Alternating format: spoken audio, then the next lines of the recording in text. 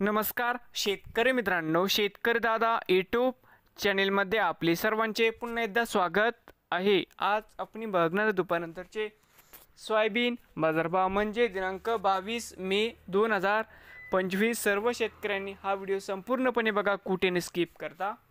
बाजार समिती तुळजापूर आवक 60 क्विंटल, कमीत कमी 4250 रुपये क्विंटल।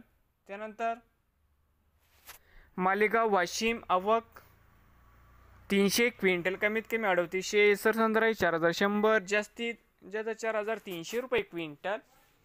त्यानंतर नागपूर आवक 268 क्विंटल, कमीत कमी 3800, सरसंद्राई 4115, जास्तीत जास्त 4221 रुपये क्विंटल।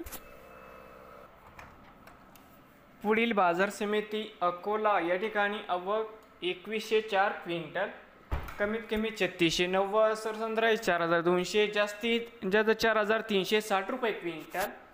यवतमाळ आवक 49 क्विंटल, कमीत कमी 4035, सरसंद्राई 4070, जास्तीत जास्त 4105 रुपये क्विंटल। त्यानंतर बीड आवक 19 क्विंटल, कमीत कमी 4000, सरसंद्राई 4167, जास्तीत जास्त 4300 रुपये क्विंटल। देऊळगाव राजा आवक 4 क्विंटल, कमीत कमी 3600 रुपये क्विंटल। चांदूर रेल्वे आवक 174 क्विंटल, कमीत कमी 4200, सरसंद्राई 4250, जास्तीत जास्त 4320 रुपये क्विंटल।